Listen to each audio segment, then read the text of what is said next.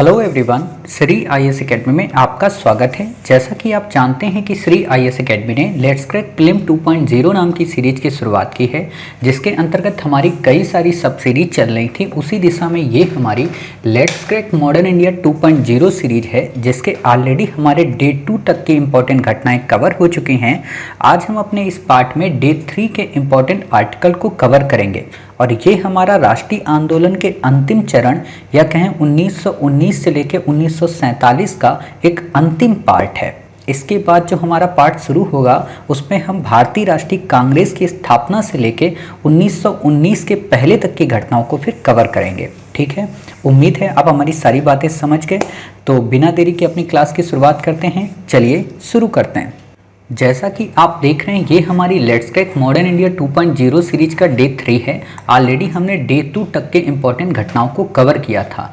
अपने डे 2 में हमने देखा था कि अगस्त प्रस्ताव क्या होता है, और हमने ये भी देखा था कि व्यक्तिगत सत्याग्रह क्या है, और हमने ये भी जाना था कि किस तरीके से मुस्लिम लीग ने पाकिस्तान की डिमांड की थी, जिसमें 2 नेशन थ्योरी के ओरिजिन की बात हुई थी। हालांकि 2 नेशन जो थ्योरी थी, हमने आपको बताया था कि 1930 के टाइम पीरियड पे मोहम्मद इकबाल और चौधरी रहमत अली के विचारों से प्रभावित होकर निकली थी। ठीक है, इतनी बातें जब हमने कवर करा दी थी तो उम्मीद है कि आपने अपना पूरा पिछला प्रीवियस रिवाइज किया होगा, और उसको रिवाइज करने के बाद ही आप इस क्लास को देख रहे होंगे। तो एक बार हम क्विक एंड फास्ट मोड में आपको उसका रिवीजन करा देंगे, फिर हम आज की क्लास आगे आपको कवर कराएंगे।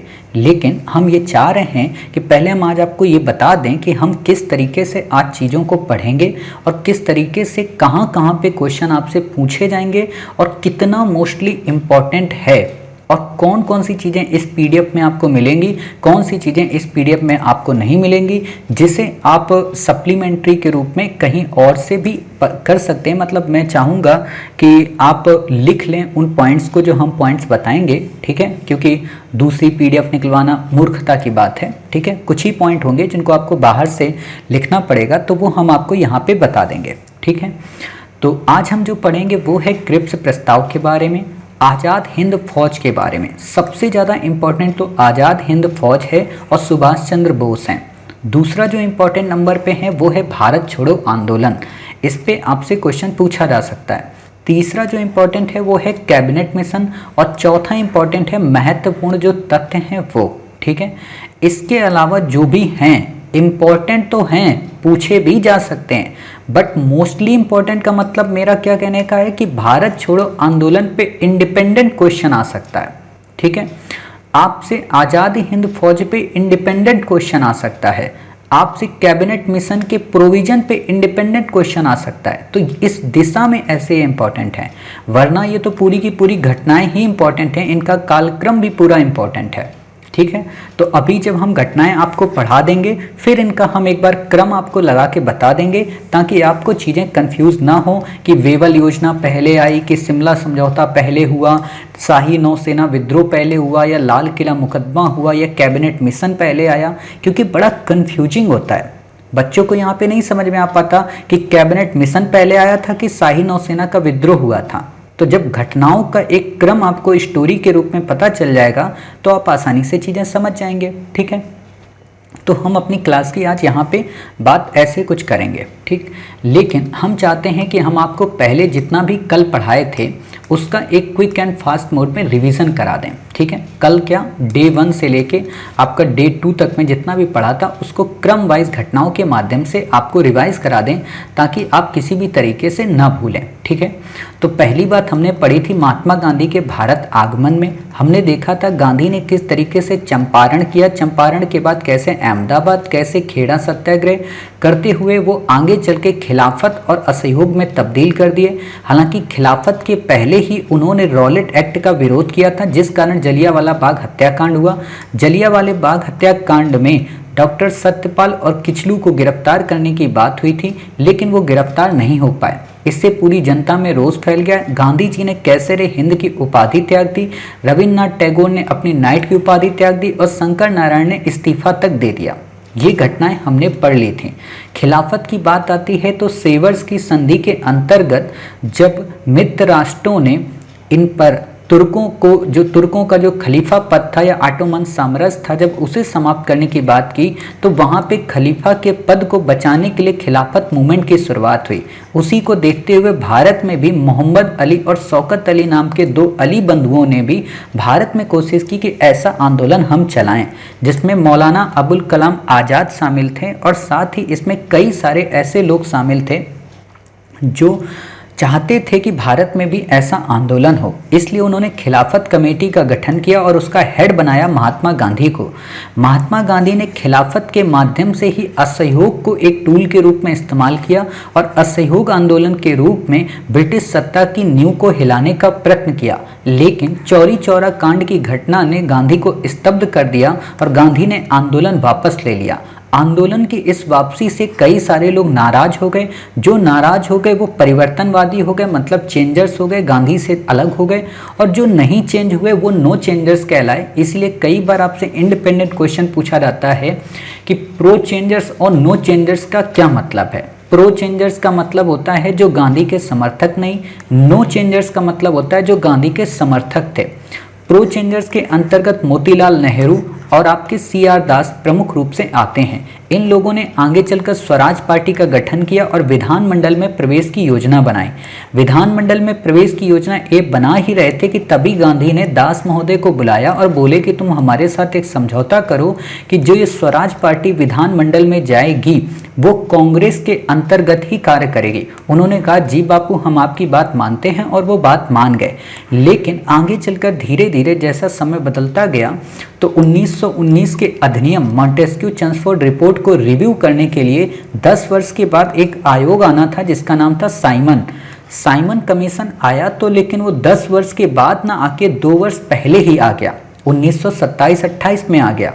तो इससे भारतीय नाराज हो गए। नाराज तो तब हो गए और जब इसमें किसी भारतीय सदस्य की बैठने की बात तक नहीं थी, अर्थात इस आयोग में कोई भी भारतीय नहीं था। तो भारतीयों ने कहा कि जब आप हमारे लिए कानून बनाना चाहते हो और हम ही को इसमें पार्टिसिपेट नहीं कराए तो भैया हम क्यों आपकी बात माने।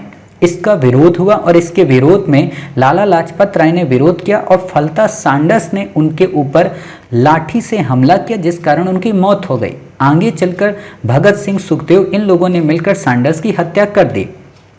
तो ये बदला यहाँ कंप्लीट हो गया।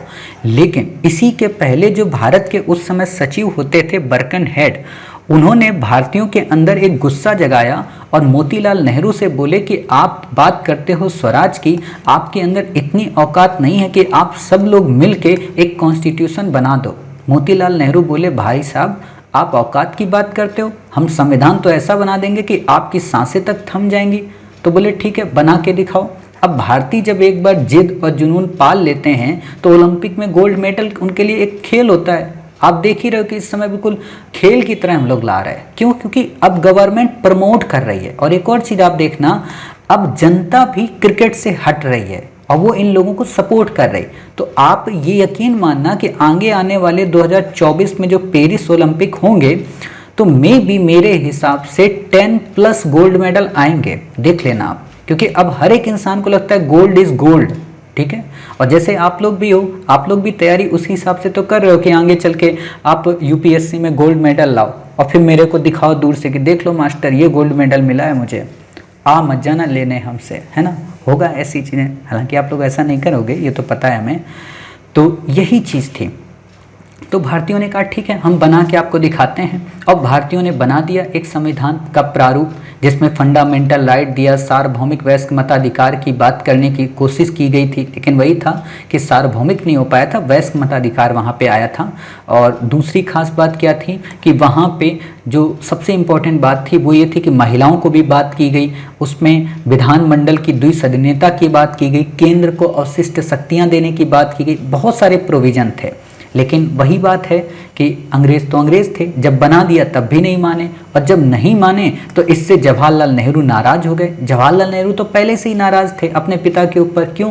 क्योंकि पिता ने डोमिनियन स्टेट्स मांगा था, पूर्ण स्वराज मांगा ही नहीं था। तो जवाहरलाल नेहरू अलग होके, हालांकि वो इसकी उप समिति में शामिल थे, जवाहरलाल नेहरू, सुभाष चंद्र बोस और एक और सज्जन थे, वो इससे अलग हो गए। और अलग होने के बाद उन्होंने एक नया अपनी संस्था बनाई और उस संस्था के माध्यम से ही उन्होंने आगे चलकर पूरी क्रियाविधि को संपन्न किया, जिसके बारे में आप पढ़ते हो भारतीय स्वतंत्रता लीग। ठीक है, तो उसी चीज को उन्होंने क्रियान्वित रूप एक प्रदान किया। अब ये जब वो काम कर रहे थे, ठीक है, तो जब ये काम वो करने लगे तो इससे क्या हुआ कि काफ़ी सारे लोग नाराज हो गए, स्वयं उनके पिताजी ही नाराज हो गए। अब उनके पिताजी जब नाराज हो गए तो उन्होंने कहा कि ठीक है, आपको नाराज होना, आप नाराज हो जाओ, हमें इस बात से कोई मतलब नहीं है, हम अपना वही करेंगे जो हमें करना है। तो लाहौर अधिवेशन होता है और लाहौर अधिवेशन की अध्यक्षता करते हैं पंडित जवाहरलाल नेहरू। हाँ, वो तीसरा नाम सत्य भक्त था। ठीक है, सत्यमूर्ति भक्त जो थे वो थे। ठीक है, तो नेहरू उसका अधिवेशन की अध्यक्षता करते हैं और उसमें पूर्ण स्वराज की बात करते हैं। और पूर्ण स्वराज की जो ही बात करते हैं उसके बाद गांधी जी अपना एक फार्मूला रखते हैं। हालांकि इससे पहले नेहरू रिपोर्ट के विरोध में ही जिन्ना का 14 सूत्री फार्मूला आता है, लेकिन वही बात है कि उसको हटा दिया गया।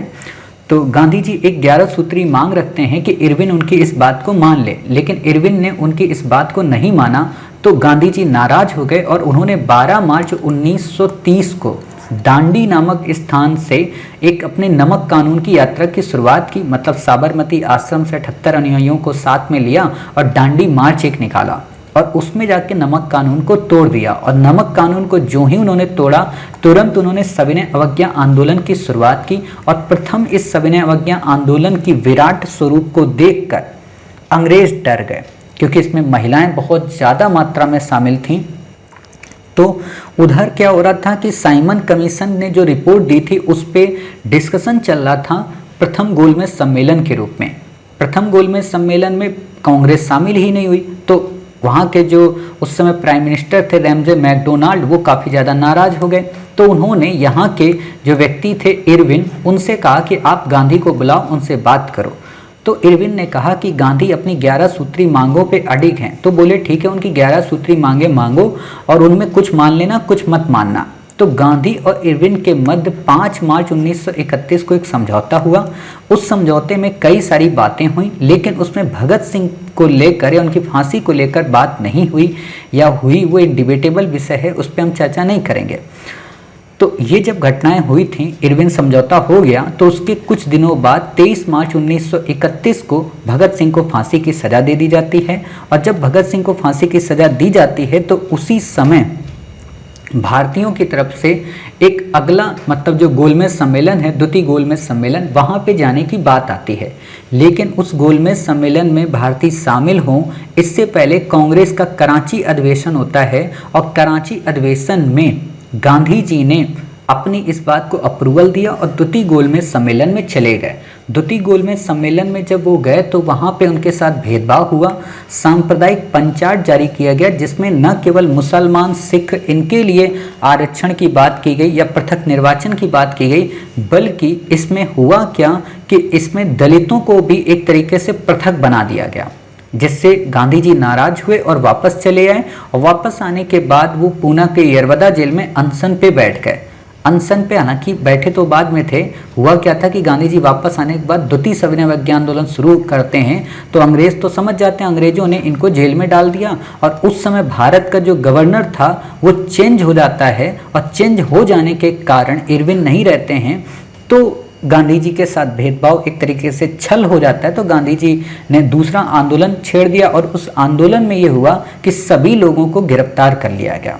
गिरफ्तार करने के बाद गांधी जी को पूना में कैद किया गया। तो पूना में ही गांधी जी ने अनशन शुरू किया, जिस कारण फिर आगे चल के मदन मोहन मालवीय, डॉक्टर राजेंद्र प्रसाद, पुरुषोत्तम दास जैसे ये कई सारे लोग थे, ये आए, गांधी जी से विनती किए और अंबेडकर साहब को बैठाए। एक समझौता हुआ जिसको पूना पैक्ट के नाम से जाना जाता है, जो कि 26 सितंबर 1932 के समथिंग हुआ था। ठीक है, इतनी बातें जब हो गई तो गांधी जी ने अपना एक नया कार्य शुरू किया जिसको हरिजन सेवा बोलते हैं, और उन्होंने अखिल भारतीय छुआछूत विरोधी लीग की स्थापना की, जिसपे यूपीएससी ने क्वेश्चन पूछा था।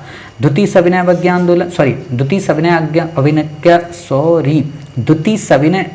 आंदोलन समाप्त हो गया। उसके बाद गांधी जी ने अपने आप को दूर रखा और बाकी जब तृतीय गोल में सम्मेलन हो गया तो उसमें क्या हुआ कि 1935 का भारत शासन अधिनियम आया और उसी के तहत भारतीयों ने प्रांतीय विधानमंडलों में शामिल होने की कोशिश की।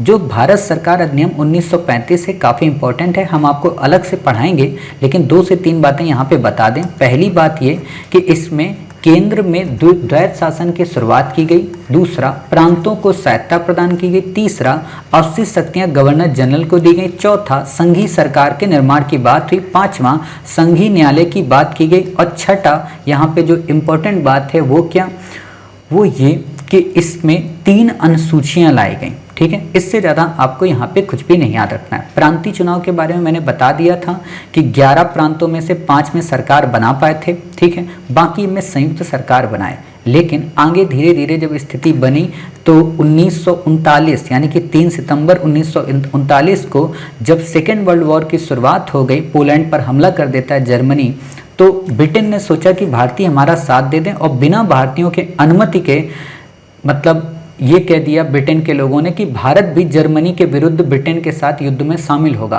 तो भारतीय नाराज हो गए और भारतीयों ने विधानमंडल से त्यागपत्र दे दिया। अब जब त्यागपत्र दे दिया तो वही था कि इसको लेकर जो उस समय के लिनलिथगो महोदय थे वो सोचे कि यार ये तो बड़ी दुविधा वाली स्थिति है।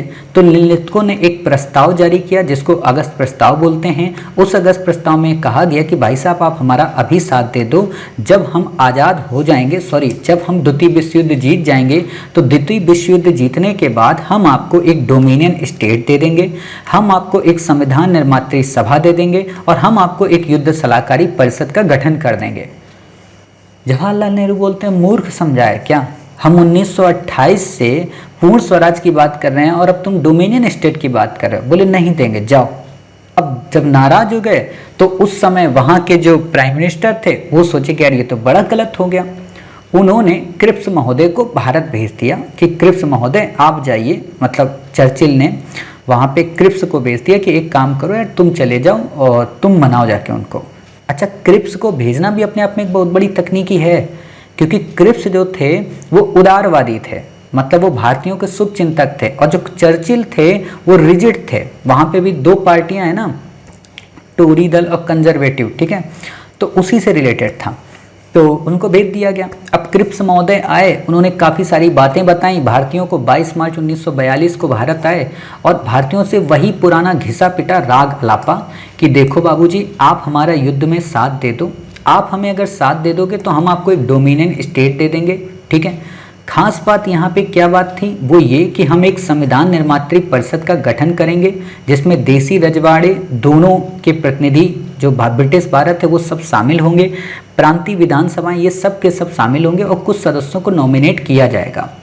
साथ ही उन्होंने ये भी कहा था, मतलब कई सारी चीज़ें उन्होंने बोली थी, अभी हम पढ़ाएंगे आपको, अभी तो मैं बस बता रहा हूँ। ठीक, कई सारी बातें जब बोल दी उन्होंने तो उन्होंने भारतीयों ने कहा पागल मत बनाओ यार, करना हो तो अभी करो, नहीं तो कुछ भी मत करो, चुपचाप चले जाओ। और जब वो चले गए क्रिप्स महोदय, तो उसके बाद भारतीय राष्ट्रीय आंदोलन का एक नया स्वरूप, एक विराट स्वरूप भारत छोड़ो आंदोलन 1942 में शुरू हुआ, जिसे अगस्त क्रांति के नाम से जाना जाता है। जब भारत छोड़ो आंदोलन शुरू हुआ तो इसी के समानांतर कई सारी सरकारें बनी अलग अलग क्षेत्रों में, बलिया वगैरह क्षेत्रों में। ठीक है, जिस चीज़ को लेकर बलिया में जैसे चित्तू पांडे की सरकार बनी थी, मिदनापुर के तामलुक में भी सरकार बनी थी, सतारा में भी बनी थी। ठीक है, कई जगह पे सरकारें बनी थी। समानांतर सरकार का मतलब होता है ब्रिटिश सरकार अपना काम करे, हम अपना भारतीय अपना एक कानून बनाएंगे। ठीक है, लेकिन इस आंदोलन को दबा दिया गया, काफ़ी ज़्यादा प्रतिक्रिया हुई, और जब इसको दबा दिया गया तो इसको लेकर भारतीयों में एक रोष उत्पन्न हुआ। वहीं दूसरी ओर जो सुभाष बाबू थे वो अपना जा चुके होते हैं भारत से, मतलब वो 1941 में ही भारत से चले जाते हैं, और आज़ाद हिंद फौज की जो स्थापना हुई थी रास बिहारी बोस के द्वारा 1941 में, तो उसका नेतृत्व सुभाष बाबू को जुलाई 1943 में सौंप दिया जाता है। मतलब आज़ाद हिंद फौज का गठन सुभाष चंद्र बोस ने नहीं किया था, ये ध्यान रखना हमेशा। कई बार बच्चे इसी चीज़ को लेकर कंफ्यूज रहते हैं कि जो आज़ाद हिंद फौज है उसका गठन सुभाष चंद्र बाबू ने किया था। बिल्कुल भी नहीं, उसका गठन रास बिहारी बोस ने किया था। और एक बात बताएं, ये रास बिहारी बोस हैं, एक और हुए हैं रास बिहारी घोष। रास बिहारी जो घोष थे वो थे बिल्कुल नम्र इंसान, मतलब बिल्कुल उदार टाइप के इंसान, ये कांग्रेस के अधिवेशनों की अध्यक्षता करते हैं। रास बिहारी बोस वही व्यक्ति हैं जो क्रांतिकारी थे, समझ गए। 1910 से 11 के समय पीरियड पे भारत के सबसे बड़े क्रांतिकारियों में से एक हैं और इन्होंने किंग्स फोर्ट की गाड़ी में बम भी फेंका था, ठीक है। तो वही हैं रास बिहारी बोस है, ठीक। तो इन्होंने वहाँ पे कई सारे जो भारतीय अप्रवासी थे उनके साथ में मिलकर एक संस्थान का गठन किया, ठीक है, जिसको बोलते हैं इंडिया इंडिपेंडेंस लीग, ठीक। सुभाष बाबू ने फ्री इंडिया सेंटर की स्थापना की थी। ये सारी चीज़ें अभी हम आपको बताएंगे, ठीक है। तो यही चीज़ आगे जब चलती तो आज़ाद हिंद फौज की कमान रास बिहारी बोस ने सुभाष चंद्र बोस को सौंप दी और सुभाष चंद्र बोस इस तरीके से INA के सर्वोच्च सेनापति मतलब घोषित हुए और इन्होंने फिर इस चीज़ को कमांडिंग किया। कई सारी इसमें यूनिट बनाई, रानी लक्ष्मीबाई बनाई, ठीक है, सुभाष ब्रिगेड, नेहरू ब्रिगेड, मतलब काफ़ी सारे नाम रखे। तो वो हम आपको अभी यहाँ पे नहीं बताएंगे, ठीक। ये सब घटनाएं जब चल रही थी तो इन्होंने राष्ट्रपिता नाम से गांधी जी को संबोधित किया और घटनाएं फिर अपना आगे बढ़ती हैं। इसी दिशा में क्या होता है कि जब ये हमारा भारत छोड़ो आंदोलन हो जाता है तो भारत छोड़ो आंदोलन के बाद लिनलिथगो की जगह गवर्नर चेंज होते हैं और वेवेल भारत के वायसराय बनते हैं। जब लॉर्ड वेवेल 1943 में भारत के वायसराय बनते हैं तो लॉर्ड वेवेल ने एक योजना प्रस्तुत की 14 जून 1945 को और उस योजना में ये कहा गया कि हम इस तरीके से भारतीयों को आज़ाद करेंगे और भारतीयों को इस तरीके से हम रेगुलेट करेंगे। तो उस योजना पर विचार विमर्श करने के लिए शिमला सम्मेलन बुलाया गया और वहाँ पे एक समझौता हुआ जिसे शिमला समझौता कहते हैं। अब आप समझ सकते हो कि पहले वेवेल योजना आई, फिर शिमला समझौता होता है, ठीक है। अब जब ये सारी स्थितियाँ चल रही थी तो इसी समय में आज़ाद हिंद जो फौज थी, हुआ क्या, सेकेंड वर्ल्ड वॉर जापानी लोग हार गए थे, तो जो आज़ाद हिंद फौज थी उसके सैनिक जो थे उन पे मुकदमा चलाया गया आत्मसमर्पण करके, ठीक। क्यों? क्योंकि उन लोगों ने क्या किया था भाई, वो ब्रिटेन के सैनिक थे, अब वो भारतीय सैनिक में कन्वर्ट हो गए, मतलब जापान का साथ देने लगे, तो इसलिए उन पर राजद्रोह का मुकदमा चला। तो इसीलिए इन पर जो मुकदमा चलाया गया था इसको लेकर पूरे देश में एक रौस उत्पन्न हो गया, गुस्सा आ गया। जिनमें से 3 लोग प्रमुख थे सिपाही जो इनके थे, एक थे गुरुबख्श सिंह, प्रेम सहगल, शाहनवाज, और इन पर जो मुकदमा चलाया गया उस मुकदमे का ही नाम था क्या, लाल किला मुकदमा, ठीक है। तो इस मुकदमे को पहला ऐसा मुकदमा था जिसमें ब्रिटिश सरकार ने अपने आप को पीछे खींचा और इस मुकदमे के कारण ही भारतीयों में गुस्सा तब आया जब आज़ाद हिंद फौज के सेनाओं के सिपाहियों के ऊपर ये मुकदमा चलाया जा रहा था। तो 1946 में शाही नौसेना जो ब्रिटेन की थी, जो हमारे ही देश के लोग थे, वो लोग नाराज हो गए कि भारत छोड़ो आंदोलन ने उनको इंस्पायर किया था और सैनिकों के ऊपर अगर आप मुकदमा चलाओगे तो वो नाराज हो गए, तो उन्होंने भी विद्रोह कर दिया। और कहते हैं कि जब इन सेनाओं ने विद्रोह कर दिया तो अब अंग्रेज किसके सहारे रह सकते थे, तो फिर अंग्रेजों ने कैबिनेट मिशन बुलाया और कैबिनेट मिशन ने जाके लास्ट में अप्रूवल दिया कि ठीक है हम भारत को एक प्रांत बनाएंगे और उसको ऐसा बनाएंगे वैसा बनाएंगे। लेकिन ये याद रखना, कैबिनेट मिशन में कहीं पर भी भारत को पूर्ण आज़ादी देने की बात नहीं थी, पूर्ण रूप से स्वतंत्रता देने की बात नहीं थी, ठीक है। लेकिन वही स्थिति, और ना ही उसमें यह कहा गया था कि हम पाकिस्तान रूपी एक राज्य बनाएंगे, ठीक। मैं एक बात बता दूं, पाकिस्तान अलग से बनेगा ये भाव तो निहित थे, लेकिन पाकिस्तान बनेगा ही बनेगा ये बात निहित नहीं थी, ठीक है।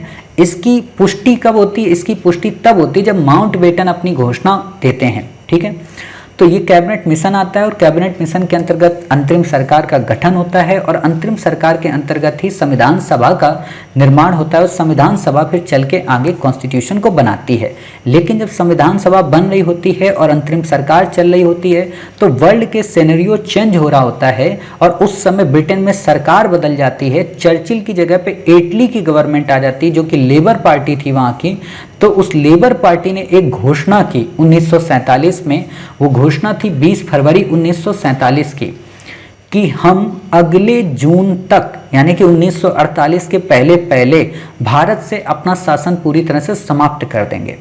और इसी घोषणा को क्रियान्वित करने के लिए उन्होंने लॉर्ड माउंटबेटन को भारत भेजा। और लॉर्ड माउंटबेटन एक महत्वाकांक्षी प्रवृत्ति का इंसान जो 22 मार्च को भारत में आया और उसने सोचा कि हम अगस्त के पहले पहले यानी कि अप्रैल, मई, जून, जुलाई, अगस्त 5 महीने के अंदर अंदर एक देश के लोगों को दूसरे देश में ट्रांसफ़र कर देंगे, जो कि उसकी सबसे बड़ी महत्वाकांक्षी योजना थी। सबसे भूल वाली, मतलब हम जो कहते हैं ना विभाजन विभीषिका दिवस, वो पाकिस्तान को नहीं कहना चाहिए कार्य से। विभाजन विभीषिका जो दिवस है वो लॉर्ड माउंटबेटन की याद में मनाना चाहिए। आप जब फ्रीडम एट मिडनाइट पढ़ेंगे तो उसमें तो इनकी तारीफ ही तारीफ है, लेकिन जब आप बेगम जान मूवी देखेंगे या आप भारत से रिलेटेड जो लॉर्ड माउंटबेटन की मूवी आई उसको देखेंगे 1947 पार्टीशन, तो वहाँ पे आपको बहुत कुछ सीखने को मिलेगा। और या फिर आप जब प्रधानमंत्री सीरीज़ देखेंगे, ठीक है, या संविधान की सीरीज़ देखेंगे तो वहाँ पे भी आपको ये सारी चीज़ें देखने को मिलेंगी। तो वही बात थी, लॉर्ड माउंटबेटन आते हैं, फिर उनकी एक योजना बनती है और इस योजना के तहत भारतीयों को आज़ाद कर देते हैं और वो आज़ादी का फिर एक स्वतंत्रता अधिनियम बन के तैयार होता है। समझ गए? इतनी सारी चीज़ों को हमने आपको क्रमबद्ध तरीके से काफ़ी ढंग से पढ़ा दिया। ठीक, तो अब हम क्या करते हैं, एक एक करके इन सारी चीज़ों आपको पढ़ाते रहते हैं और चीज़ें आपको याद होती जाएंगी। ठीक है, तो आपने पुरानी घटनाएं पूरी पढ़ ली थी, आज का भी हमने वैसे पूरा आपको पढ़ा दिया है, लेकिन यही है कि अब हम आपको पूरा का पूरा एक बार रिवीजन करा देंगे ताकि आपको चीज़ें अच्छे से समझ में आ जाएगी। ठीक, बात आती है क्रिप्स प्रस्ताव की, जो कि 1942 में भारत आता है। ठीक है, क्रिप्स का क्या कहना था? क्रिप्स का ये कहना था कि भाई साहब, आप जितने भी लोग हो आप अभी हमारा साथ दे दो, जब हम वर्ल्ड वॉर जीत जाएंगे, जब हम जर्मनी और जापान को पराजित कर देंगे तो हम आपको एक डोमिनियन स्टेट्स दे देंगे। यहाँ पे क्वेश्चन बनता है कि पूर्ण स्वराज दे देंगे, तो नहीं साहब, डोमिनियन स्टेट। डोमिनियन का मतलब आप समझते हो ना, मैंने क्या बताया था कि प्रभुता किसकी रहेगी? ब्रिटेन की रहेगी। ठीक है, अब प्रभुता का यहाँ मतलब क्या होता है? प्रभुता का मतलब ये होता है कि 4 चीज़ें जो हैं, ठीक है, कम्युनिकेशन, ठीक है, डिफेंस, आपका फॉरेन अफेयर्स, ठीक है, ये जितने भी इश्यूज होंगे उन सब को हम डील करेंगे। ठीक है, तो ये बातें आपको यहाँ पे याद रखना है। दूसरी खास बात क्या थी कि युद्ध के समय एक ऐसे भारतीय संघ का निर्माण करेंगे जिसे पूर्ण उपनिवेश का दर्जा प्राप्त होगा और उसे राष्ट्र कुल से अलग होने का अधिकार होगा। मतलब जो कॉमनवेल्थ हमने बनाया है, ठीक है, युद्ध के बाद एक संघ बनाएंगे तो, और वो उसे जिसे पूर्ण उपनिवेश का दर्जा दे देंगे कि हाँ आप पूर्ण उपनिवेश हो हमारे, आप चाहो तो राष्ट्रकुल से अलग भी हो सकते हो। ठीक है, लेकिन स्वतंत्र नहीं, अलग हो सकते हो। मतलब जो हमारा कॉमनवेल्थ का फीचर है उसमें आप शामिल होना चाहो तो हो जाओ, वरना नहीं होना मत हो। ठीक, तीसरा फीचर था कि संविधान निर्मात्री सभा का गठन करेंगे जिसमें ब्रिटिश प्रांतों के चुने हुए प्रतिनिधि तथा देसी रियासतों के प्रतिनिधि शामिल होंगे। इस पे आपसे क्वेश्चन बन सकता है कि संविधान निर्मात्री सभा की पहली बार बात कैबिनेट मिशन में हुई, तो गलत हो जाएगा। पहली बार जो बात हुई थी वो क्रिप्स प्रस्ताव में ही हुई थी। ठीक है, संविधान सभा द्वारा निर्मित किए गए संविधान को सरकार 2 शर्तों पर लागू कर सकती है। मतलब जो लोग इसमें सहमत नहीं होंगे वो इसे अस्वीकार कर सकते हैं और अपनी पूर्ववत स्थिति में ही रह सकते हैं, या फिर वे पूर्णतः स्वतंत्रता रखना चाहते हैं, तब भी ब्रिटिश सरकार को कोई आपत्ति नहीं। वास्तव में यही एक लाइन ऐसी थी जो पाकिस्तान की डिमांड को प्रमोट कर रही थी। डायरेक्ट नहीं कहा गया था। अब सिंपल सी बात है, भारत का संविधान बनेगा, कोई नहीं मानेगा तो इसका क्या मतलब है? वो स्वतंत्र हो रहा है, और स्वतंत्र होने का मतलब क्या है कि वो विभाजन चाहता है। तो यहाँ पे विभाजन की एक हिंट दे दी गई थी।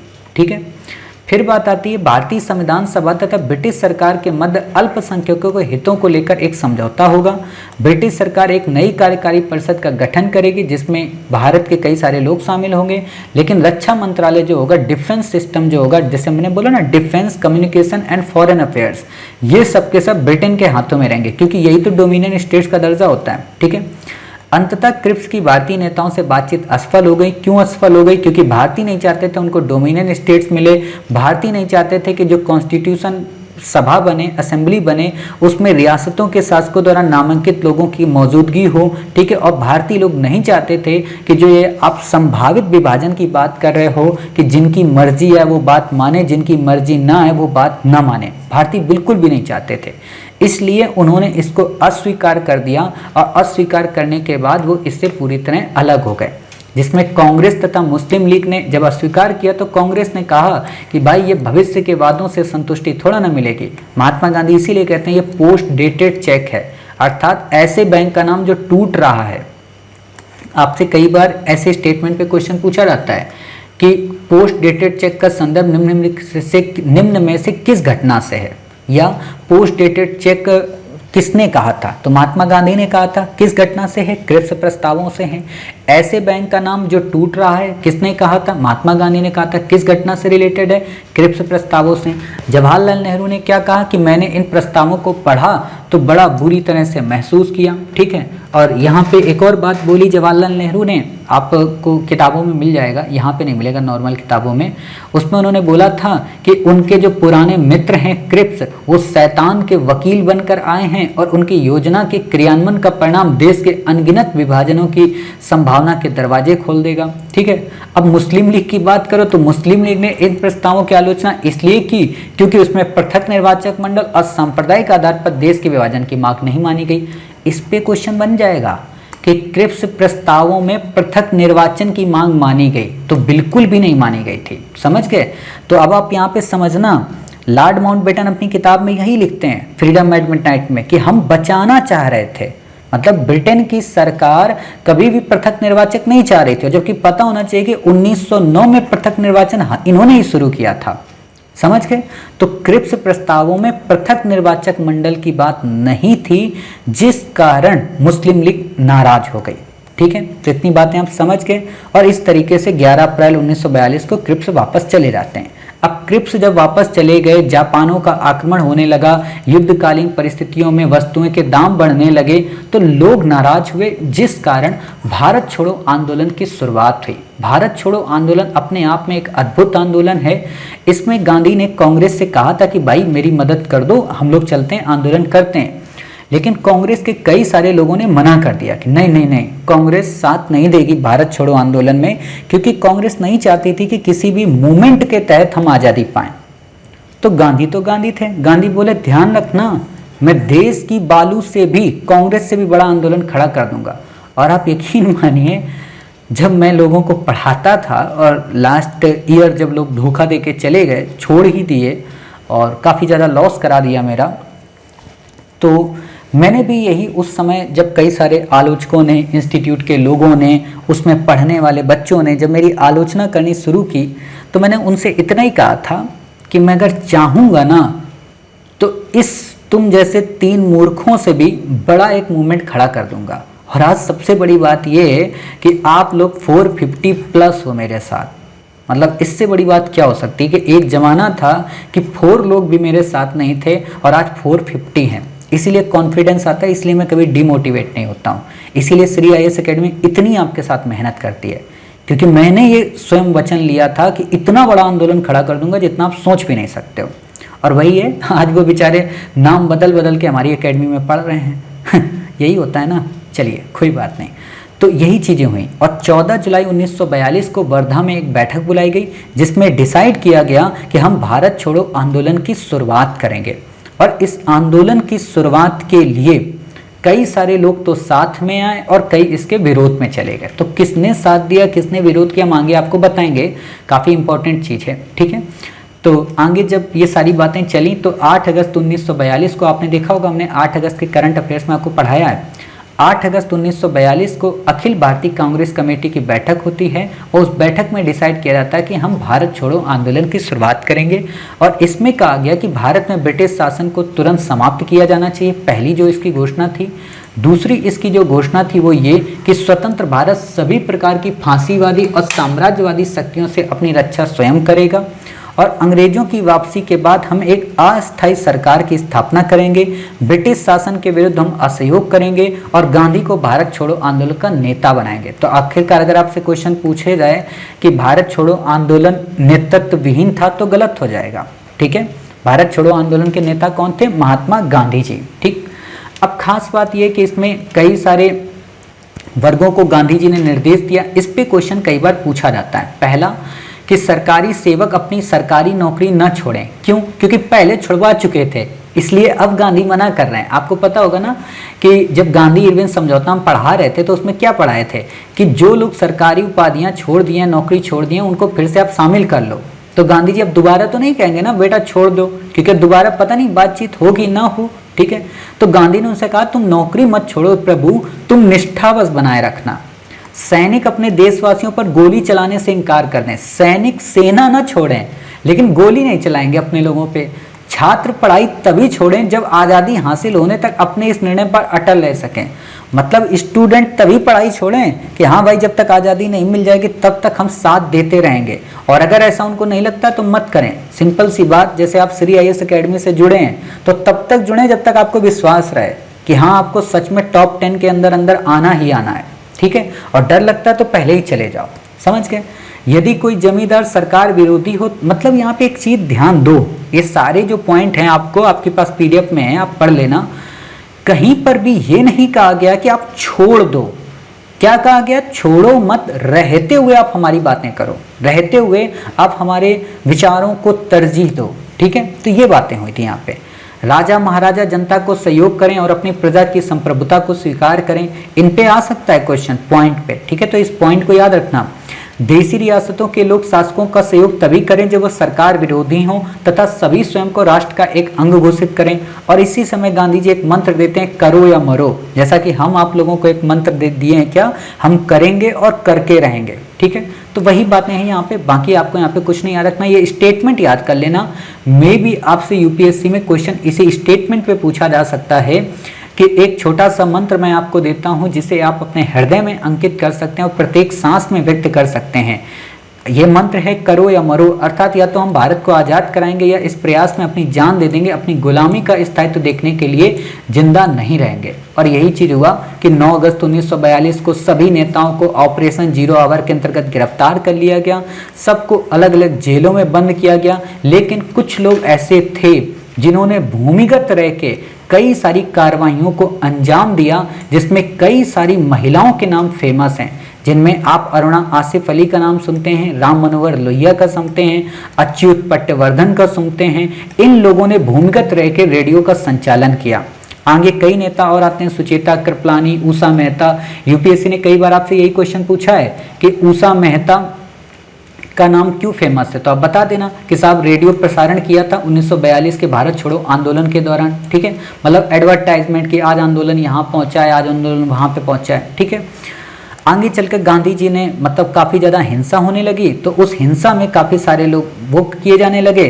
तो 7 मार्च 1943 को गांधी जी ने अपनी भूख हड़ताल वापस ले ली और खराब स्वास्थ्य के कारण सरकार ने उनको 6 मई 1944 को वापस मतलब रिटर्न कर दिया कि ठीक है भाई जाओ, आपको हम आज़ाद करते हैं और आज़ाद करने के बाद आप अपनी ज़िंदगी बिताओ जाके, ठीक है। तो इस तरीके से यहाँ से गांधी जी रिटर्न हो जाते हैं और रिटर्न होने के बाद वो बिल्कुल शांत हो जाते हैं। अब वही होता है कि गांधी जी इतना ज़्यादा वो नहीं करते हैं, ठीक है। अब यहाँ पे जो एक खास बात मैं आपको बताऊँ वो क्या कि यहाँ पे ये जो आपकी डेडलाइन दी है ना, ये गलत है। यहाँ पे 1943 ही आएगा, ठीक है। 7 मार्च 1943 को भूख हड़ताल उन्होंने वापस कर ली और उनके खराब स्वास्थ्य के कारण 6 मई को उनको वहाँ से वापस कर दिया गया। 1944 ही है, हाँ मुझे याद आया 1944 ही है। हालांकि आपको डेट नहीं याद रखनी है, काम नहीं आएगा, ठीक है। लेकिन 1 वर्ष के बाद यानी कि कुछ महीनों के बाद उनको आज़ाद कर दिया जाता है। और जब वो आज़ाद होते हैं तब तक उनकी पत्नी कस्तूरबा गांधी यानी कि उनकी जो बा हैं उनका देहांत हो जाता है, और जिस कारण गांधी जी थोड़ा सा मतलब अलग हो जाते हैं आंदोलन से और अलग होकर फिर अपने रचनात्मक कार्य करने लगते हैं। लेकिन इसी समय में कई सारी समानांतर सरकारें बन जाती हैं। समानांतर सरकार का मतलब ये होता है ब्रिटेन की सरकार ऑलरेडी है, उसी के समांतर भारत ने अपनी एक सरकार डिक्लेयर कर दी। जैसे बलिया में चित्तू पांडे ने, सतारा में वाई बी चौहान ने और नाना पाटिल ने, इन सब ने बनाई थी, ठीक है। कहते हैं कि सतारा की जो सरकार थी वो सबसे ज़्यादा लंबे समय तक बनी रही थी, ठीक। तो इससे ज़्यादा आपको नहीं याद रखना है। अब प्रश्न पूछता है कि आंदोलन में किन किन लोगों ने भागीदारी की थी, तो ध्यान देना आंदोलन में युवक थे, स्कूल कॉलेज के, महिलाओं ने भी काफ़ी ज़्यादा पार्टिसिपेट किया था, किसानों ने भी किया था, सरकारी अधिकारियों ने भी किया था, कम्युनिस्ट जो थे, ध्यान देना कम्युनिस्ट जो थे यद्यप बहिष्कार करना था फिर भी कुछ बहुत इसमें शामिल हुए थे। देशी रियासतें, इनका सहयोग नाम मात्र का था। जो मुस्लिम थे इनका सहयोग थोड़ा संदेशपद था, ठीक है। आपसे हालांकि क्वेश्चन पूछा जाएगा तो आपको 2-3 वर्ग दे देगा, तो उसमें अधिकांश वर्ग ही सही होंगे, ठीक है। इंपॉर्टेंट बस ये है कि किस किस ने इसमें साथ नहीं दिया था, ठीक है। वो इंपॉर्टेंट फीचर है, वो आपको यहाँ पे याद रखना है कि किन किन लोगों ने यहाँ पे इनका साथ नहीं दिया था, ठीक। जैसे मुस्लिम लीग का जो जिन्ना गुट था आंदोलन का विरोधी था, ठीक। दूसरा कि यहाँ पे अति उदारवादी नेता तेज बहादुर सप्रू, इन्होंने भी इसका साथ नहीं दिया था। यहाँ तक कि डॉक्टर भीमराव अंबेडकर साहब ने भी भारत छोड़ो आंदोलन का साथ नहीं दिया था। ठीक है, कानून व व्यवस्था को कमजोर करना पागलपन है जब दुश्मन हमारी सीमा पर है, मतलब अंबेडकर साहब के अपने तर्क थे। ठीक है, तो यहाँ पे इस चीज़ को आप समझिए। क्लियर? तो इतनी बातें आपकी यहाँ पे क्लियर हो गई। उम्मीद है कि आप इतनी बातें समझ गए। उसी दिशा में मैंने आपको क्या बताया था कि 1941 के दौरान सुभाष चंद्र बोस भारत से चले जाते हैं और वो फ्री इंडिया सेंटर की स्थापना करते हैं। आपसे सिंपल सा क्वेश्चन पूछेगा, फ्री इंडिया सेंटर की स्थापना किसने की? तो सुभाष चंद्र बोस ने की। जब ये यहाँ से जाते हैं तो आज़ाद हिंद फौज की पहली डिवीज़न जो कि रास बिहारी बोस के नेतृत्व में गठित की गई थी, उनसे मिलते हैं और 1943 को सुभाष चंद्र बोस को आज़ाद हिंद फौज का सर्वोच्च सेनापति बना दिया जाता है। और जब सर्वोच्च सेनापति बना दिया जाता है तो मित्र राष्ट्रों के विरुद्ध ये लोग युद्ध कर देते हैं। ठीक है, मित्र और धुरी दो देश थे वहाँ पे। ठीक है, अब जब इन्होंने इस सेना को बनाया था, मतलब जो ये सेना थी आज़ाद हिंद फौज, इसको कई ब्रिगेडों में, मतलब टुकड़ियों में बांट दिया, जिनका अलग अलग नाम रख दिया। Subhash brigade, Nehru brigade, Gandhi brigade, ठीक है, रानी लक्ष्मीबाई ब्रिगेड। तो आपको पता होना चाहिए कि यूपीएससी कई बार ऐसे क्वेश्चन पूछ देती, निम्न में से कौन से ब्रिगेड शामिल थे, कौन से ब्रिगेड नहीं, तो आप बता देना। ठीक है, बाकी आपको यहाँ पे नहीं याद रखना है। राष्ट्रपिता संबोधित किया है, आपको अच्छे से पता है। हाल ही में आपने देखा होगा भारत सरकार ने 2017 के समथिंग जो हमारा अंडमान द्वीप है उसका नाम शहीद द्वीप कर दिया था और निकोबार का नाम स्वराज द्वीप रख दिया है, जैसा कि पहले सुभाष बाबू ने रखा था। ठीक है, तो इतनी बातें आप क्लियर समझ गए। बाकी आगे चल के इनकी एक विमान दुर्घटना में मौत हो जाती है और अभी भी ये एक मतलब रिसर्च का विषय है कि कैसे उनकी मौत हुई या नहीं हुई, या गुमनामी बाबा बन के जीवन व्यतीत करने लगे। बड़ा एक विवादित क्वेश्चन है। ठीक है, हमें उन चीज़ों को नहीं पढ़ना है। इम्पोर्टेंट बस यही है कि इसके बाद जो भी आज़ाद हिंद फौज के सैनिक थे उनको ब्रिटेन की सरकार गिरफ्तार करती है और उन सब के ऊपर लाल किला नामक एक मुकदमा चलाया जाता है और उस मुकदमा के अनुरूप ही भारतीयों में फिर से पुनः रौष उत्पन्न होता है। क्यों? क्योंकि इस समय कई सारे जो आज़ाद हिंद फौज के सिपाही थे, गुरुबख्श सिंह, श्री प्रेम सहगल, शाहनवाज, इन पर चलाया जाता है। तो जिस कारण लॉर्ड वेवल ने आगे चलकर क्षमा किया, मतलब कि ठीक है चलो इन पर हम मुकदमा नहीं चलाएंगे। लेकिन इस मुकदमे की भनक जब नौसेना विद्रोह के लोगों को लगी या भारत छोड़ो आंदोलन के प्रभाव उन पर पड़ा तो उन्होंने भी आगे चलकर विद्रोह कर दिया था, जिस कारण फिर कैबिनेट मिशन आता है। वही बात है। हालांकि इससे पहले कई घटनाएं और होती हैं राजगोपालाचारी फार्मूला के संदर्भ में। जैसे राजगोपालाचारी के बारे में आप जानते हैं कि वो भारत के एक प्रोमिनेंट नेशनलिस्ट लीडर थे। ठीक है, जो कि भारत के स्वतंत्र भारत के प्रथम भारतीय गवर्नर जनरल भी बने थे। इन्होंने अपना एक फार्मूला दिया था जिसको राजा जी फार्मूला बोलते हैं। आपसे क्वेश्चन पूछा जा सकता है कि राजा जी फार्मूला का संबंध किससे था? तो कांग्रेस और मुस्लिम लीग के मध्य समझौता कराने से रिलेटेड था। इसमें यह कहा गया था कि मुस्लिम लीग अभी भारतीय स्वतंत्रता की मांग का समर्थन करे, बाद में हम फिर आपस में मुद्दा निपटा लेंगे, अभी तो हम एक साथ लड़के जीत लें।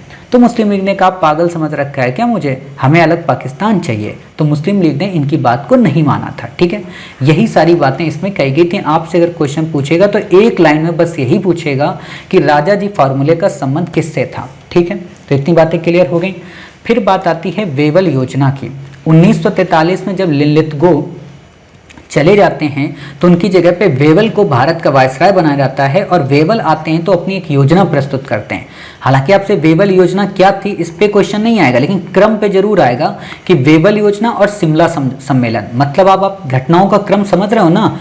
क्रिप्स मिशन आ गया, भारत छोड़ो आंदोलन आ गया, भारत छोड़ो आंदोलन के बाद बताइए क्या आया, भारत छोड़ो आंदोलन के बाद आपका आज़ाद हिंद फौज, मतलब उसी समय आज़ाद हिंद फौज का सुभाष चंद्र बोस ने किया। ठीक है, और उसके बाद क्या हुआ, लाल किला मुकदमा आया और लाल किला मुकदमा के बाद वेवल योजना आपकी प्रस्तुत हुई। ठीक है, तो इस वेवल योजना में कई सारी बातें की गई, बातों में ही शिमला सम्मेलन हुआ और इस शिमला सम्मेलन के अंतर्गत ही ये बातें हुई कि हम किस तरीके से भारतीयों को मतलब आज़ाद करेंगे, है ना। लेकिन इसमें दिक्कत ये हो गई कि जो मोहम्मद अली जिन्ना थे वो खुश नहीं थे और वो खुश नहीं होने के कारण वो ये समझ रहे थे कि हम ही एकमात्र मुसलमानों के प्रतिनिधि हैं, जबकि भारत में कांग्रेस की तरफ से मौलाना अबुल कलाम आज़ाद गए थे।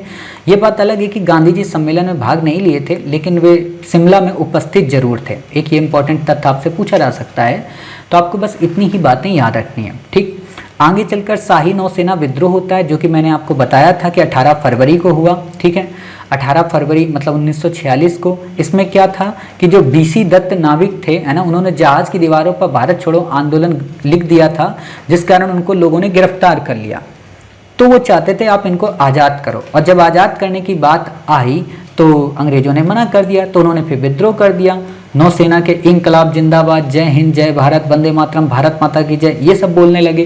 तो अंग्रेजों ने सोचा अब तो यार गड़बड़ हो गया भाई, अंग्रेज जिस नौसेना के दम पे भारत विजय किए थे, अब वही नौसेना के लोग विद्रोह में उतारू हो गए, तो अंग्रेजों के पास कुछ बचा ही नहीं। तो अंग्रेजों ने ये सोचा यार एक काम करो, अब यहाँ से निकल लो।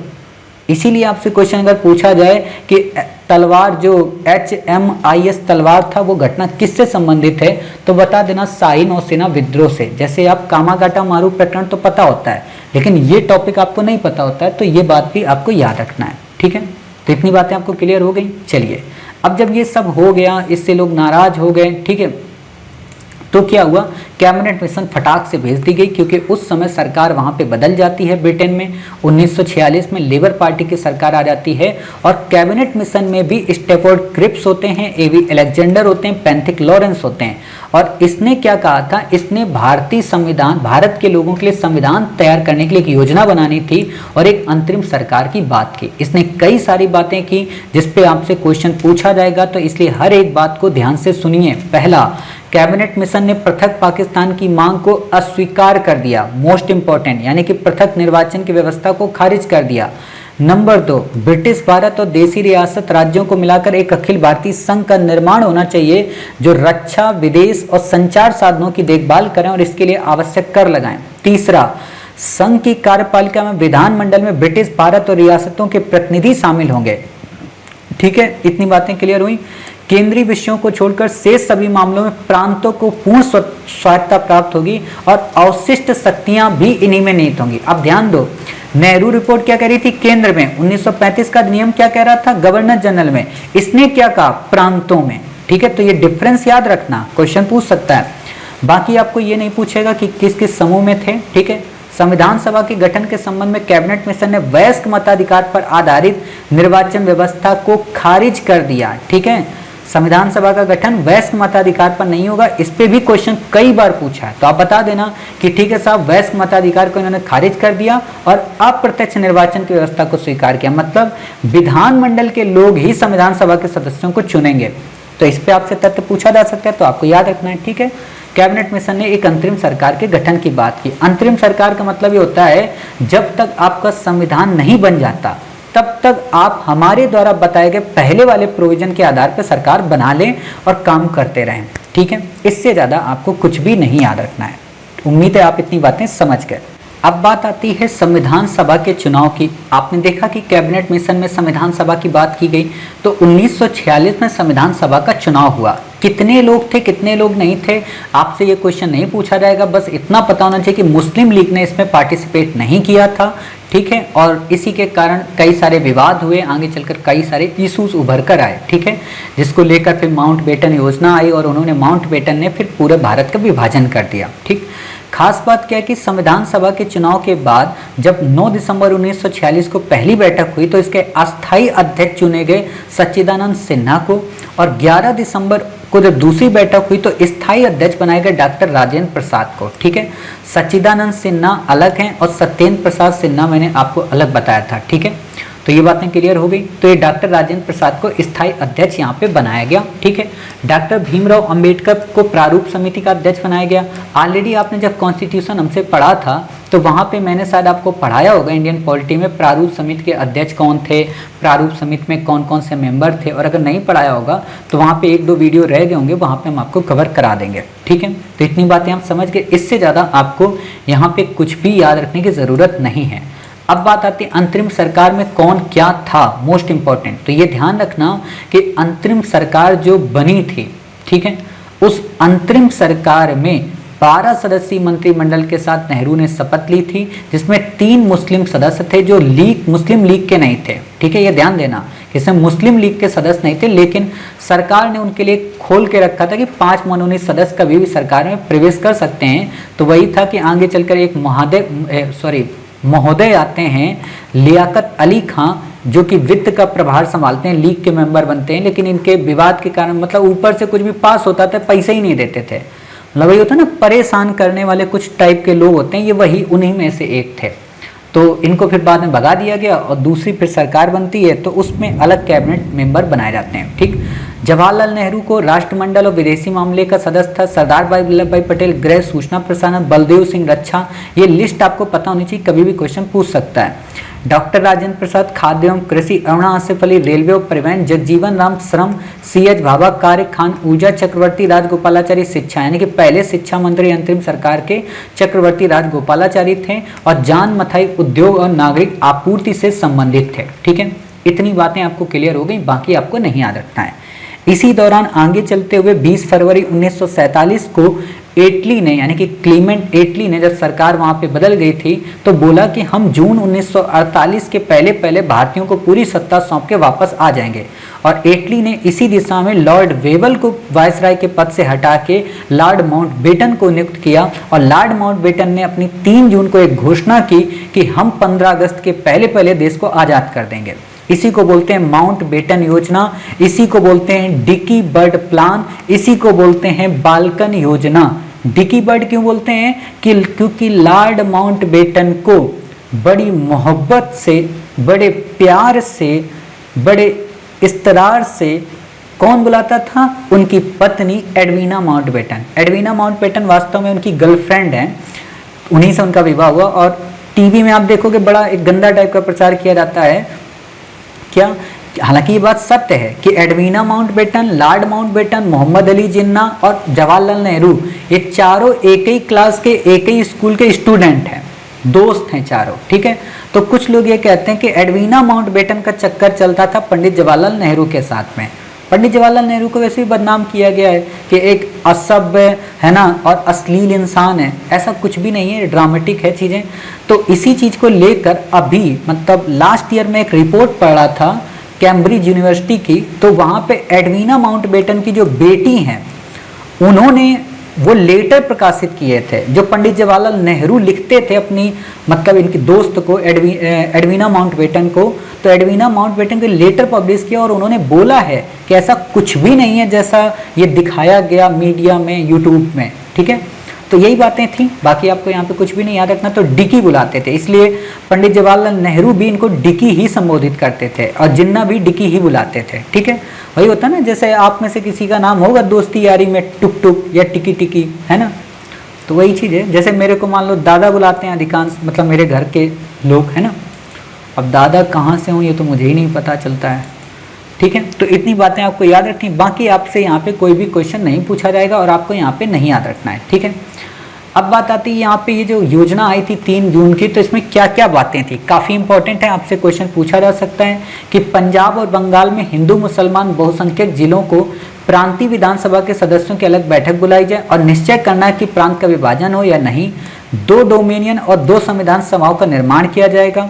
उत्तर पश्चिमी सीमांत प्रांत और असम से लट में जनमत संग्रह करके ये पता लगाया जाएगा कि वो भारत के साथ में रहना चाहते हैं या अलग रहना चाहते हैं, और एक सीमा आयोग का गठन किया जाएगा। सीमा आयोग बना था किसके नेतृत्व में? रेड क्लिफ के। ठीक है, इसकी कहानी थोड़ी डेप्थ है, मैं यहाँ नहीं बताऊंगा क्योंकि फिर वही बोरिंग हो जाएगा।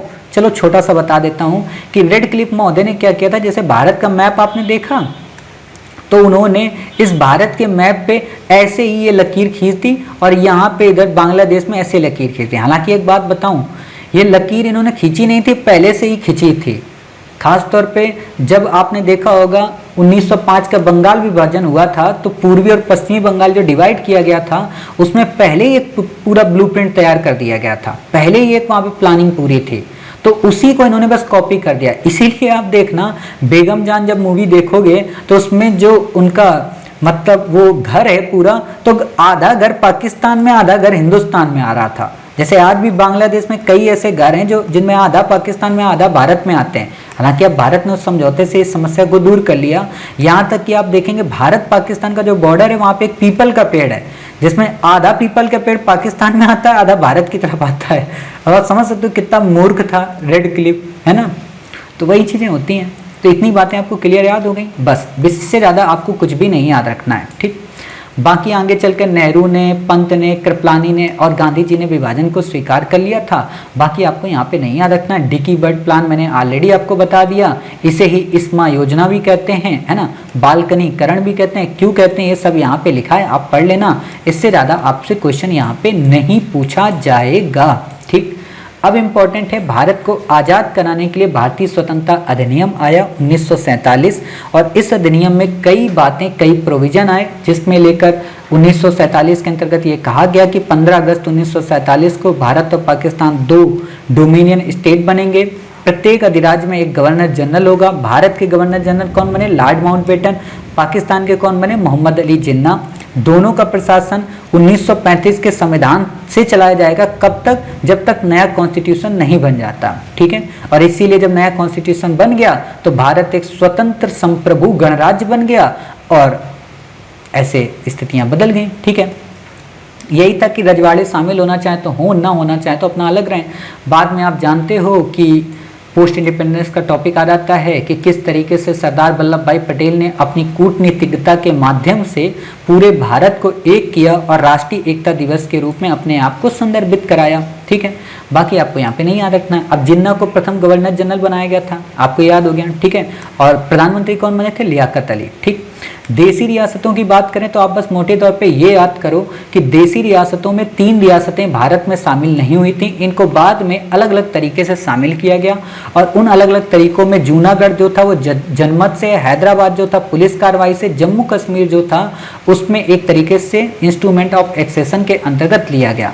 जूनागढ़ की खास बात क्या थी कि यहाँ पे नवाब था। ठीक है, अधिकांश जनता हिंदू थी, नवाब मुस्लिम था, तो जनता ने भारत में ही शामिल होने का वो काम किया। ठीक, बाकी आपको क्वेश्चन नहीं पूछेगा। हैदराबाद के बारे में ऑपरेशन पोलो और ऑपरेशन कैटल पिलर इंपॉर्टेंट है। ठीक है, बाकी आपको कुछ भी नहीं याद रखना है, इससे ज़्यादा आप नहीं पढ़ेंगे। ठीक, जम्मू कश्मीर में राजा हरि सिंह की कहानी आपको पता है, वो मेंस का टॉपिक है, प्रीलिम में नहीं पूछेगा, आपको नहीं पढ़ना है। ठीक है, बाकी आपको यहाँ पे कुछ भी नहीं याद रखना है। अब बात आती है क्या सभी देश आज़ाद हो गए थे? तो नहीं, अभी इसमें फ्रांसीसी बस्तियां भारत में बची हुई थी और पुर्तगाली बस्तियां भी बची हुई थी। ये बात अलग है कि 1 नवंबर 1954 को चारों क्षेत्रों में व्यावहारिक नियंत्रण भारत को प्राप्त हो गया था और 1956 में भारत और फ्रांस के मध्य एक संधि हुई जो कि 1962 में फ्रांसीसी संसद ने जिसे अनुमोदित किया और एक वैधानिक अधिकार प्राप्त हुआ। यानी कि मोटे तौर पर भारत से फ्रांस कब गया? 1962 में। समझौता कब हुआ? 54 में। एक दिन एक देवी जी ने इसी पे डिबेट कर दी थी, है ना, बाद में उनको समझ में आ गया था कि अच्छा इसका मतलब ये होता है। करंट में हमने आपको पढ़ाया है ना कि किस लिए मतलब यहाँ वहाँ पे आज़ादी दिवस मनाया जाता है। ठीक है, तो उसी चीज़ को ये लेकर था। पुर्तगाली बस्तियों की अगर हम बात करें तो पुर्तगालों का कब्जा कहाँ पे था? दमन, दीव, दादर नागर हवेली में और गोवा के क्षेत्रों में।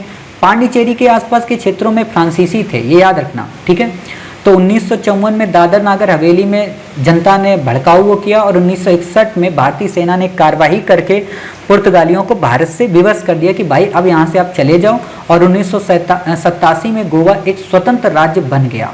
ठीक है, बाकी आपको यहाँ पे कुछ भी याद रखने की ज़रूरत नहीं है। तो इस तरीके से हमारा देश आज़ाद हो गया।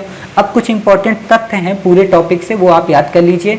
बाकी आगे तो मैं आपको पढ़ाऊँगा ही, तो वहाँ पे आपको मैं कवर करा दूँगा। ठीक है, मतलब पीछे पढ़ाऊँगा तो वहाँ पे आपको कवर करा दूँगा। वो तथ्य इंपॉर्टेंट है क्या, आप इनको बस इतनी हाईलाइट करिएगा। ठीक है, पहला क्या, A.O. ह्यूम और डफरी ने कांग्रेस की स्थापना की थी। ठीक है, गोपाल कृष्ण तेजपाल संस्कृत कॉलेज में पहला अधिवेशन हुआ था।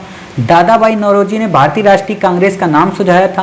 प्रथम अधिवेशन की अध्यक्षता W.C. बनर्जी या विमोच चंद्र बनर्जी ने की थी। ठीक है, अमृतसर के भारतीय राष्ट्रीय कांग्रेस का प्रस्ताव महात्मा गांधी द्वारा नया संविधान लिखने के लिए N.C. केलकर और I.V. सेन को बुलाया गया।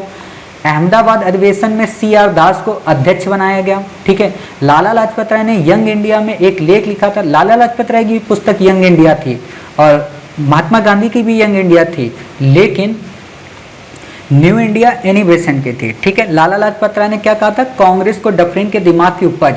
आपसे सीधा यही स्टेटमेंट पूछा जा सकता है तो आप बता देना। ठीक है, उदारवादी नेता में दादा भाई नौरोजी, सुरेंद्र नाथ बनर्जी, गोपाल कृष्ण गोखले, फिरोज शाह मेहता और मदन मोहन मालवीय शामिल हैं। आपसे सिंपल क्वेश्चन पूछ सकता है कि उदारवादी नेताओं के अंतर्गत किन किन को रखा जाता है, तो आप बता देना। कई बच्चे मदन मोहन मालवीय को लेकर कंफ्यूज हो जाएंगे। कई बच्चे गोपाल कृष्ण गोखले को लेकर कंफ्यूज हो जाएंगे, तो याद रखना कि ये लोग उदारवादी नेता थे, ठीक है। विलियम वेडनबर्न की अध्यक्षता में ब्रिटिश कमेटी ऑफ इंडिया की स्थापना हुई थी, किस लिए? कि लंदन में भारतीय राष्ट्रीय कांग्रेस के लिए समर्थन प्राप्त किया जाए। इस पे यूपीएससी ने क्वेश्चन पूछा है, तो आपको पता होना चाहिए। उग्रवादी नेता में लाला लाजपत राय, बाल गंगाधर तिलक, बिपिन चंद्र पाल और अरविंद घोष थे। आप देख रहे हो जितनी तेजी हम पढ़ रहे हैं उतनी तेजी बारिश हो रही है और उतनी तेजी बादल गरज रहे हैं, ठीक है। तो सोच सकते हो कितना शुभ दिन होता है बारिश होना, ठीक है। तिलक ने 1893 में गणपत महोत्सव, 1895 में शिवाजी महोत्सव की शुरुआत की थी, ठीक। बंगवासी, केसरी, द हिंदू पत्र पत्रिकाएं कांग्रेस की उदारवादी नीतियों का विरोध करती थी। मतलब ये सब किसकी थी बता सकते हो? उग्रवादी नेताओं की, ठीक है। बाकी आपको यहाँ पे नहीं याद रखना है, तिलक की मौत हो गई थी 1 अगस्त 1920 को, इसलिए अगस्त जो हमारा आंदोलन था उसमें नहीं शामिल हो पाए थे, असहयोग आंदोलन में। और खास बात क्या, बाल गंगाधर तिलक कभी भी कांग्रेस के अध्यक्ष नहीं चुने गए थे, ठीक है। फिर बात आती है कि लाल बाल पाल त्रिगुट में मात्र लाला लाजपत राय ने 1920 में कलकत्ता के विशेष अधिवेशन की अध्यक्षता की थी। मतलब ना तो बिपिन चंद्र पाल ने कभी की और ना ही बाल गंगाधर तिलक ने की। अब 2 नाम आ गए, आप में से एक बच्चे ने एक नाम बताया था पिछले वाले में, अभी और नाम देखो बताते हैं, ठीक है। लॉर्ड कर्जन ने बंगाल विभाजन किया था, सांप्रदायिक आधार पे किया था। ये हम पढ़ाएंगे, अभी आपको अभी पढ़ाया नहीं है, पढ़ाएंगे, ठीक है, अगले पार्ट में। तो इतनी बातें आपको क्लियर हो गई। बंगाल विभाजन के विरोध में शोक दिवस मनाया जाता है, ठीक है। राष्ट्रीय कांग्रेस के कलकत्ता अधिवेशन में दादा भाई नौरोजी ने क्या किया था? पहली बार स्वराज शब्द का उल्लेख किया था, ठीक है। स्वदेशी आंदोलन में पहली बार महिलाओं ने भाग लिया था, तो आपसे क्वेश्चन पूछा जा सकता है कि महिलाओं ने पहली बार भाग असहयोग में लिया था कि स्वदेशी में? तो स्वदेशी में लिया था, पढ़ाएंगे आपको ये सारी चीजें। जॉर्ज पंचम ने भव्य दिल्ली दरबार 1911 में आयोजित हुआ बंगाल विभाजन को रद्द किया, कलकत्ता से राजधानी दिल्ली को ट्रांसफर किया। 1 नवंबर 1913 को सैन फ्रांसिस्को में गदर पार्टी की लाला हरदयाल ने स्थापना की। गदर नामक एक पत्र निकालते थे। कामागाटा मारू प्रकरण 1914 में हुआ, जिसमें भारतीयों के प्रवेश को वर्जित किया गया, ठीक है। बाकी इससे ज्यादा आपको यहाँ पे कुछ भी नहीं याद रखना है, ठीक है। बाकी ये कुछ भी नहीं याद रखना है। होम रूल लीग की स्थापना बाल गंगाधर तिलक ने की। तिलक का अखबार मराठा जो कि अंग्रेजी में निकलता था, केसरी जो कि मराठी में निकलता था। कॉमनवेल्थ व न्यू इंडिया एनी बेसेंट की पत्रिकाएं थी। आपसे क्वेश्चन पूछा जा सकता है, ठीक है। 1916 के कांग्रेस के लखनऊ अधिवेशन की अध्यक्षता अंबिका चरण मजूमदार दास ने की थी। कांग्रेस और मुस्लिम लीग एक साथ आए थे। गरम और नरम पंथी एक साथ आए थे। पृथक निर्वाचन को स्वीकार किया गया था। The grand old man of India के नाम से दादा भाई नौरोजी को जाना जाता है, ये याद रख लेना, ठीक है। बंगाल विभाजन के समय governor lieutenant governor Andrews Fraser थे, आपसे नहीं पूछेगा। इंडियन ओपिनियन अखबार महात्मा गांधी का था, फिनिक्स आश्रम में स्थापित किया। चंपारण आंदोलन भारत में किया, ठीक है। अब आपका क्रम याद हो जाएगा, ठीक है। चंपारण में 3 कठिया पद्धति 3/20 भाग की थी। रॉलेट एक्ट की बात आई थी। जलियांवाला बाग हत्याकांड हुआ था। जलियांवाला बाग हत्याकांड में नाइटहुड की उपाधि त्याग दी थी। शंकर नारायण ने त्यागपत्र दे दिया था। असहयोग आंदोलन शुरू हुआ था। चौरी चौरा कांड हो गया था। फिर विधानमंडल में प्रवेश के लिए CR दास ने स्वराज पार्टी का गठन किया। काकोरी षड्यंत्र कांड हुआ था। सेंट्रल लेजिस्लेटिव असेंबली में बम फेंका था भगत सिंह बटुकेश्वर दत्त ने और उनके और साथी ने, ठीक है। तो इस कारण उनको जेल हो गई। जतिन दास को 64 दिन का उपवास रखना पड़ा, जिस कारण उनकी मौत हो गई आगे चल के, ठीक है। फिर बात आती है जॉन साइमन कमीशन की अध्यक्षता में हुआ, कुछ नहीं याद रखना। नेहरू रिपोर्ट आपको बता ही दिया, ठीक है। पूर्ण स्वराज बता ही दिया। 11 सूत्री मांगे बता ही दी, ठीक है। साइमन कमीशन, गांधी इरविन समझौता आपको बता दिया। सांप्रदायिक पंचायत बता ही दिया। अम्बेडकर एक ऐसे व्यक्ति थे जो तीनों सम्मेलन में भाग लिए थे, ठीक है। और शायद मदन मोहन मालवीय के बारे में भी आता है, शायद उन्होंने भाग लिया था, मैं उस पर कंफर्म नहीं हूँ, ठीक है। उसको आप देख लेना। व्यक्तिगत सत्याग्रह के लिए पहले सत्याग्रही विनोबा भावे थे और दूसरे सत्याग्रही पंडित जवाहरलाल नेहरू थे, ठीक है। लॉर्ड लिथिगो ने कांग्रेस का सहयोग प्राप्त करने के लिए एक प्रस्ताव रखा था, जिसे अगस्त प्रस्ताव कहते हैं। 1942 को चर्चिल ने क्रिप्स मिशन भेजा, जिसको पोस्ट डेटेड चेक के रूप में संदर्भित किया गांधी ने, ठीक है। क्रिप्स मिशन असफल हो गया। भारत छोड़ो आंदोलन शुरू हुआ। आजाद हिंद फौज ग्वालियर टैंक में भारत छोड़ो आंदोलन की शुरुआत हुई। आजाद हिंद फौज का सबसे पहला विचार मोहन सिंह भाकना के दिमाग में आया कि ब्रिटिश भारतीय सेना के, जो कि ब्रिटेन की भारतीय सेना के अधिकारी थे, पहली डिवीजन का गठन हुआ। रास बिहारी बोस ने गठित किया। सुभाष चंद्र बोस को कमांडर इन चीफ बनाया। लाल किला मुकदमा हुआ। प्रेम सहगल, शाहनवाज, सरदार गुरु बख्श ढिल्लो, प्रेम सहगल, इनकी वकालत की भूलाबाई देसाई, तेज बहादुर सप्रू, काटजो, जवाहरलाल नेहरू। जब आपको ऑप्शनल पढ़ाएंगे ना तो स्टोरी ये सुनाएंगे, बड़ी इंटरेस्टिंग स्टोरी है। मतलब यहाँ पे स्टोरी ये आती है, थोड़ी सी मैं बता देता हूँ कि पंडित जवाहरलाल नेहरू कोर्ट वोट सब छोड़ चुके थे, भूलाभाई देसाई भी कोर्ट वोट छोड़ चुके थे। तो उसमें लिखते हैं डिस्कवरी ऑफ इंडिया में, और डॉक्टर राजेंद्र प्रसाद अपनी बुक में लिखते हैं कि सभी लोग अपना कोट झाड़ झाड़ के लेके आ रहे थे कि चलो अब बचाते हैं, मतलब इतने दिनों के बाद कोर्ट की जरूरत पड़ी। ठीक, CR फार्मूला आया जिसमें कांग्रेस और मुस्लिम लीग के समझौते की बात हुई। लॉर्ड वेवल आए, उन्होंने अपनी योजना प्रस्तुत की, शिमला सम्मेलन हुआ और उस शिमला सम्मेलन के बाद बातें नहीं बनी। फिर कैबिनेट मिशन आया, हालांकि इसके पहले नौसेना विद्रोह हो जाता है, सच्चिदानंद सिन्हा को अस्थायी अध्यक्ष बनाया जाता है, डॉक्टर राजेंद्र प्रसाद स्थायी बनते हैं।